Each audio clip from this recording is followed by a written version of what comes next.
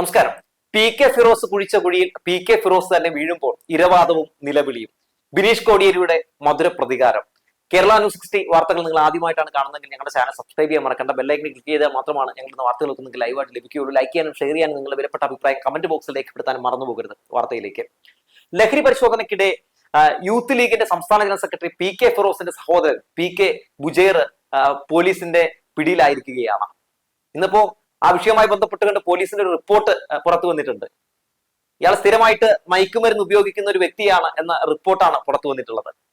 മാത്രമല്ല, ഈ വിഷയവുമായി ബന്ധപ്പെട്ട് ഈ ലഹരി കേസിൽ പി കെ ഫിറോസിന്റെ സഹോദരൻ അറസ്റ്റ് ചെയ്യപ്പെടുമ്പോൾ ബിനീഷ് കോടിയേരി അതിശക്തമായിട്ടുള്ള ഒരു ആഞ്ഞടിക്കൽ നടത്തുന്നുണ്ട്. കാരണം ഈ സാഹചര്യത്തിൽ ആഞ്ഞടിക്കാൻ എന്തുകൊണ്ടും അർഹത അത് ബിനീഷ് കോടിയേരിക്കാണ്. ബിനീഷ് കോടിയേരി ആ രീതിയിൽ പി കെ ഫിറോസ് കടന്നാക്രമണം നടത്തിയിട്ടുണ്ട്. ഒന്നുമില്ലായിരുന്നിട്ടും ബിനീഷ് കോടിയേരിക്കെതിരെ പി കെ ഫിറോസ് നടത്തിയ നാണം കെട്ട രാഷ്ട്രീയ പ്രവർത്തനം നമ്മൾ കണ്ടതാണ്. അപ്പൊ അതുകൊണ്ട് പി കെ ഫിറോസിന്റെ സഹോദരൻ അറസ്റ്റ് ചെയ്യപ്പെടുമ്പോൾ ബിനീഷ് കോടിയേരിക്ക് ഇതിനേക്കാൾ മാസ് കൂട്ടി അടിക്കാനുള്ള എല്ലാ അർഹതയും ഉണ്ട്. അപ്പോ നാട്ടുകാർ മുഴുവൻ കയറി പഞ്ഞിക്കിടാൻ തുടങ്ങിയപ്പോ പി കെ ഫിറോസ് മോങ്ങിക്കൊണ്ട് രംഗത്തേക്ക് വന്ന് ഇരവാദം മുഴക്കുന്നത് കാണുമ്പോൾ മിസ്റ്റർ പി കെ ഫിറോസെ, നിങ്ങള് ഈ പറയുന്ന ലഹരി മാഫിയകൾക്കെതിരെ എന്നൊക്കെ പറഞ്ഞ് എന്തൊക്കെയോ ക്യാമ്പയിനൊക്കെ നടത്തുന്നുണ്ടായിരുന്നല്ലോ, ആദ്യം തന്നെ സ്വന്തം കുടുംബത്തിൽ നിന്ന് നടത്തണം എന്നാണ് പറയാനുള്ളത്. എന്തായാലും പോലീസിന്റെ കുന്ദമംഗലം പോലീസിന്റെ ഒരു റിപ്പോർട്ട് വന്നിട്ടുണ്ട്. ആ റിപ്പോർട്ടിന് ശേഷം ബിനീഷ് കോടിയേരിയുടെ പ്രതികരണം കൂടി ഞാനൊന്ന് വായിക്കാം. അതായത്, രാസലഹരിയായ മെത്താംഫെറ്റാമിൻ ഉപയോഗിച്ചിരുന്നതായും ലഹരി ഉപയോഗത്തിനെ പ്രേരിപ്പിക്കുന്ന പെരുമാറ്റം ഇയാളുടെ ഭാഗത്തുനിന്ന് ഉണ്ടായിരുന്നതായിട്ടും പോലീസ് കണ്ടെത്തിയിരിക്കുകയാണ്. മറ്റു കാര്യങ്ങൾ വിശദമായി അന്വേഷിച്ചിട്ട് പറയാം എന്നാണ് റിപ്പോർട്ടിൽ കാണാൻ സാധിക്കുന്നത്. എന്തായാലും ഇനി നമുക്ക് ബിനീഷ് കോടിയേരിയുടെ പോസ്റ്റ് കാണാം. വളരെ വൈകാരികമായിട്ടുള്ള പോസ്റ്റാണ്. ഒപ്പം പി കെ ഫിറോസിനുള്ള താക്കീത് കൂടിയാണ്. എന്തായാലും ഈ പോസ്റ്റ് മുഴുവനായിട്ട് എല്ലാവരും ഒന്ന് കാണേണ്ടതുണ്ട്. ഫേസ്ബുക്കിൽ ബിനീഷ് കോടിയേരി കുറിച്ചത് ഇങ്ങനെയാണ്: അച്ഛനെ പറ്റിയാണ് ഞാനിപ്പോൾ ചിന്തിക്കുന്നത്. അച്ഛനെ പറ്റി മാത്രം. മയക്കുമരുന്ന് കച്ചവടക്കാരന്റെ അച്ഛൻ. ആ വിളി എന്റെ അച്ഛന് ചാർത്തി തന്നത് യൂത്ത് ലീഗ് നേതാവ് ശ്രീ പി കെ ഫിറോസ് അടങ്ങുന്ന കൂട്ടമാണ്. ആദ്യമായി എന്റെ നേർക്ക് വിരൽ ചൂണ്ടി ഫിറോസ് വാർത്താ സമ്മേളനം നടത്തിയ ദിവസം എനിക്ക് ഇന്നും ഓർമ്മയുണ്ട്. ആരോപണം വന്ന ദിവസം അമ്പരപ്പല്ല, സത്യത്തിൽ ചിരിയാണ് എനിക്ക് വന്നത്. ഫിറോസിന്റെ ഒരു തമാശ അത്രയേ ഞാൻ കരുതിയുള്ളൂ. ഗുഡ് നൈറ്റ് എന്ന വാചകം എഴുതി ഞാൻ ഒരു മറുപടി ഇട്ടു. അസ്വസ്ഥതയുടെ നേരിയ ലാഞ്ചന പോലും ഇല്ലാതെ അന്ന് ഞാൻ കിടന്നുറങ്ങി. ഉറക്കമില്ലാത്ത ഒരുപാട് വരുംകാല രാത്രികൾ അന്നത്തെ എന്റെ ഉറക്കത്തിന് കാവൽ നിന്നു. അണിയറയിൽ എന്റെ വിധി നിങ്ങൾ എഴുതി അവസാനിപ്പിച്ചു എന്നറിയാതെ സത്യത്തോടെ ഞാൻ ഉറങ്ങി.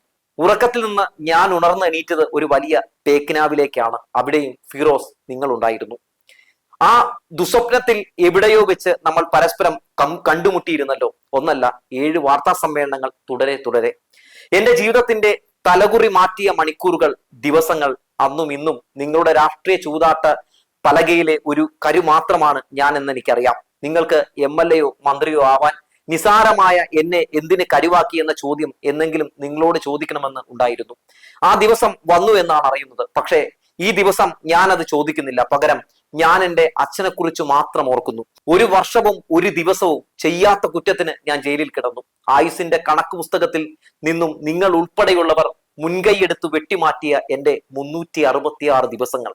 പോട്ടെ, നിങ്ങളെ എത്ര പരുഷമായി കുറ്റം പറഞ്ഞാലും ശാപം കൊണ്ട് മൂടിയാലും എന്റെ ജീവിതത്തിന്റെ കലണ്ടറിൽ നിന്ന് വെട്ടിമാറ്റപ്പെട്ട ദിനരാത്രങ്ങൾ എനിക്ക് പകരം ലഭിക്കില്ല. ഞാൻ അത് മറക്കാൻ ശ്രമിക്കുകയാണ്. പക്ഷേ ഒരു മകൻ എന്ന നിലയിൽ ഞാൻ മറക്കാൻ പാടില്ലാത്ത ചിലതുണ്ടല്ലോ. എന്റെ അച്ഛന് ക്യാൻസർ ആയിരുന്നു. അത് നിങ്ങൾക്കും അറിയാമായിരുന്നിരിക്കണം. രക്ഷപ്പെടാൻ 1000-ൽ 1 അംശം സാധ്യത പോലും ഇല്ലാത്ത ഗുരുതര രോഗം. ലോകത്തിലെ ഏത് കൊടും കുറ്റകൃത്യവും ചെയ്ത ആളാകട്ടെ, അത്തരമൊരു രോഗാവസ്ഥയിൽ അച്ഛനെ പരിപാലിക്കാൻ ഏതു മകനും ആഗ്രഹിക്കും എന്ന് ഫിറോസ് നിങ്ങൾക്കും അറിയാമല്ലോ. ആ സൗഭാഗ്യമാണ് നിങ്ങൾ എനിക്ക് ഇല്ലാതാക്കിയത്. പറയൂ, ഞാൻ നിങ്ങൾക്ക് എങ്ങനെയാണ് മാപ്പ് തരേണ്ടത്? ഞാൻ ജയിലിൽ പോകുന്നതിന് മുമ്പ് ആരോഗ്യം വീണ്ടെടുത്തു നിന്ന ആ മനുഷ്യൻ എങ്ങനെ ഇങ്ങനെയായെന്ന് ഫിറോസ് നിങ്ങൾക്ക് അറിയാത്ത കാര്യമാണോ? എന്റെ കെട്ടകാലത്തിന്റെ കാരണക്കാരൻ ആയ നിങ്ങളെ ഞാൻ മറക്കാൻ ശ്രമിക്കുന്നുണ്ട്. മറക്കാൻ ശ്രമിക്കുമ്പോഴൊക്കെ അച്ഛന്റെ മുഖം ഓർമ്മയിൽ വരുന്നുണ്ട്. ഓർമ്മകൾ ഭ്രാന്തമായി ചൂളം കുത്തി വിളിക്കുന്നുണ്ട്. ഫിറോസ്, നിങ്ങളെ ഞാൻ മറക്കണോ? അനൂപ് മുഹമ്മദ് എന്ന വ്യക്തിയെ ലഹരി ഇടപാടിൽ നർക്കോട്ടിക് കൺട്രോൾ ബ്യൂറോ അറസ്റ്റ് ചെയ്തു എന്നാണല്ലോ എനിക്കെതിരായ വേട്ടയുടെ തുടക്കം. ഞാനും അയാളും തമ്മിൽ ബന്ധം നിങ്ങളുടെ ആരോപണ ദിവസം തന്നെ ഞാൻ വ്യക്തമാക്കിയതാണല്ലോ. ഞാനും അയാളും തമ്മിൽ റെസ്റ്റോറന്റ് കച്ചവടത്തിലെ ബന്ധമല്ലാതെ മറ്റൊന്നുമില്ല എന്ന് നിങ്ങളുടെ പാർട്ടിയിൽ തന്നെ പലരും നിങ്ങളോട് സൂചിപ്പിച്ചു കാണുമല്ലോ. എന്നിട്ടും നിങ്ങൾ എന്നെ എന്തിനു വേട്ടയാടി? പല ഘട്ടങ്ങളിലായി നിക്ഷേപം എന്ന രീതിയിൽ ബാങ്ക് വഴി അനൂപ് മുഹമ്മദിന് ഞാൻ നൽകി എന്നത് സത്യം. ഹോട്ടലിന്റെ വാടക, ജീവനക്കാരുടെ ശമ്പളം എന്നീ ഇനങ്ങളിലാണ് അതെന്നും ഈ തുക എനിക്ക് ഇതുവരെ മടക്കി കിട്ടിയിട്ടില്ല എന്നും വ്യക്തമായി ബോധ്യം ഉണ്ടായിരിക്കുമല്ലോ. താങ്കളുടെ സഹോദരൻ ഉൾപ്പെട്ട കേസിൽ വിശദീകരണം എന്നോണം താങ്കൾ പറയുന്ന ബൈറ്റ് ഞാൻ കാണാനിടയായി. താങ്കളും സഹോദരനും രണ്ട് വ്യക്തികളാണെന്ന്. എന്തേ ഈ ന്യായം എന്റെ കാര്യത്തിൽ ഉണ്ടായില്ല? ഞാൻ 2015 മുതൽ റെസ്റ്റോറന്റ് ബിസിനസിന് വേണ്ടി കടമായി കൊടുത്ത പണം 2020 ലഹരി ഇടപാടിന് ഉപയോഗിച്ചു എന്നാണല്ലോ ഇഡിയുടെ കേസ്. അനൂപിന്റെ ബാങ്ക് ട്രാൻസാക്ഷൻസ് നോക്കിയപ്പോൾ നിരവധി പേരുടെ കൂട്ടത്തിൽ എന്റെ പേരും ഉണ്ടായിരുന്നു. വർഷങ്ങൾക്ക് മുമ്പ് സതുദ്ദേശത്തോടെ കടം കൊടുത്ത പണം വർഷങ്ങൾക്ക് ശേഷം മറ്റൊരാൾ നിയമവിരുദ്ധമായി ഇടപാടിന് ഉപയോഗിക്കും എന്നറിയാൻ എനിക്ക് ജ്ഞാനദൃഷ്ടിയില്ലായിരുന്നു. അത് ഇതുവരെ തെളിഞ്ഞില്ല എങ്കിൽ പോലും ഞാൻ മയക്കുമരുന്ന് ഏതെങ്കിലും കാലത്ത് ഉപയോഗിച്ചോ എന്നറിയാൻ എന്റെ രക്തം, നഖം, മുടി ഇതെല്ലാം ശേഖരിച്ച് പരിശോധിച്ചു. ശ്രീ പിണറായി വിജയന്റെ പോലീസ് അല്ല പരിശോധിച്ചത്. രാജ്യത്തെ പ്രീമിയർ ഇൻവെസ്റ്റിഗേഷൻ ഏജൻസി രാജ്യത്തെ ഏറ്റവും ഉന്നതമായ ലാബിൽ കൊണ്ടുപോയി പരിശോധിച്ചു. ബിനീഷ് മയക്കുമരുന്ന് ഉപയോഗിച്ചിട്ടില്ല എന്ന്. എന്നിട്ടും എന്നെ 8 മാസം പിന്നെയും ജയിലിൽ കിടത്തി. മയക്കുമരുന്ന് കേസിൽ ഞാൻ പ്രതിയല്ല. അതേ ഞാൻ ആ കുറ്റകൃത്യത്തിന് വേണ്ടി കള്ളപ്പണം ശേഖരിച്ച കേസിൽ എങ്ങനെ പ്രതിയാവും? പ്രിഡിക്കേറ്റ് ഒഫൻസിൽ പ്രതിയല്ലാത്ത എന്റെ പേരിൽ ചാർജ് നിൽക്കില്ല എന്ന് സംഘപരിവാറിനാൽ നയിക്കപ്പെടുന്ന ഇഡിക്ക് അറിയാം. എന്നിട്ടും എന്നെ കേസിൽ കൊടുക്കാൻ ഇഡി നടത്തിയ ശ്രമം ഓർമ്മയില്ലേ? ഉന്നതതല സമ്മർദ്ദമുണ്ടായിരുന്നിട്ടും എന്നെ ആദ്യം അറസ്റ്റ് ചെയ്യാൻ കൂട്ടാക്കാതിരുന്ന ഉദ്യോഗസ്ഥനെ മാറ്റി മറ്റൊരു ജോയിന്റ് ഡയറക്ടറെ നിയോഗിച്ചു. ചാർജ് എടുക്കുന്ന അന്നേ ദിവസം തന്നെ എന്നെ അറസ്റ്റ് ചെയ്തു. പണം കൈമാറ്റം ചെയ്തതിന് രേഖയില്ലെന്ന് വ്യക്തമായതോടെ കൃത്യമ തെളിവ് ഉണ്ടാക്കാനായിരുന്നു ഇഡിയുടെ അടുത്ത ശ്രമം. മരുതൻകുഴിയിലെ എന്റെ വീട്ടിൽ അനൂപ് മുഹമ്മദിന്റെ ക്രെഡിറ്റ് കാർഡ് ഇഡി ഉദ്യോഗസ്ഥർ കൊണ്ടുവച്ചു. അവർ കാർഡ് കൊണ്ടുവെക്കുന്നത് എന്റെ ഭാര്യ കണ്ട് ബഹളം വെച്ചതോടെ ആ നീക്കം പൊളിഞ്ഞു. വീട്ടിൽ നിന്ന് അത് കണ്ടെടുത്തു എന്ന രേഖയിൽ ഒപ്പിട്ട് നൽകാൻ ഭാര്യ വിസമ്മതിച്ചതോടെ എന്റെ ഭാര്യയെയും ഭാര്യ മാതാവിനെയും അറസ്റ്റ് ചെയ്ത് കൂട്ടുപ്രതിയാക്കും എന്ന് ഇഡി ഉദ്യോഗസ്ഥർ ഭീഷണിപ്പെടുത്തി. എന്റെ കുട്ടികൾ വാവിട്ട് നിലവിളിച്ച് കരഞ്ഞു പുറത്തേക്ക് ഓടി. മാധ്യമങ്ങളോട് കാര്യം പറഞ്ഞു. ഇഡിയുടെ നീക്കം പൊളിഞ്ഞു. എന്റെ അച്ഛന്റെ മാത്രമല്ല, നിരപരാധിയായ ഭാര്യയുടെയും എന്റെ കുഞ്ഞുങ്ങളുടെയും മുഖം എനിക്ക് ഓർമ്മ വരുന്നു. പ്രിയ ഫിറോസെ, ഞാൻ താങ്കളെ മറക്കണോ? താങ്കൾ പറയൂ. തെളിവില്ലാതായപ്പോൾ കൃത്യമ തെളിവുണ്ടാക്കാൻ നോക്കി. അതും പൊളിഞ്ഞപ്പോൾ എനിക്ക് ജാമ്യം ലഭിക്കുമെന്ന ഘട്ടമെത്തിയതോടെ നിയമത്തിന്റെ സാങ്കേതിക പഴുതുകൾ ഉപയോഗിച്ച് ജാമ്യം നിഷേധിക്കാനായി അടുത്ത ശ്രമം. ബംഗളൂരുവിലെ ഇഡി അഭിഭാഷകന് പകരം കേസ് വാദിക്കാൻ നേരിട്ടെത്തിയത് രാജ്യത്തിന്റെ അഡീഷണൽ സോളിസിറ്റർ ജനറൽ SP രാജുവും അമൻ ലേഖിയും. അഡീഷണൽ സോളിസിറ്റർ ജനറൽ ആകും മുമ്പ് അമിത്ഷായുടെ സ്വകാര്യ അഭിഭാഷകനായിരുന്നു SP രാജുവെങ്കിൽ BJP നേതാവും കേന്ദ്രമന്ത്രിയുമായ മീനാക്ഷി ലേഖിയുടെ ഭർത്താവാണ് അമൻ ലേഖി. കേന്ദ്ര സർക്കാർ എത്രമാത്രം ഈ കേസിൽ ശ്രദ്ധിച്ചിരുന്നു എന്നത് ഇതിൽ നിന്ന് തന്നെ വ്യക്തം. വാദം പറയാതെ കേസ് നീട്ടാനും അവധിക്ക് വെപ്പിച്ചും ജാമ്യം പരമാവധി അവർ നീട്ടിക്കൊണ്ടുപോയി. ഇങ്ങനെ 50-ലധികം തവണ എന്റെ കേസ് ജാമ്യത്തിനായി മാറ്റി.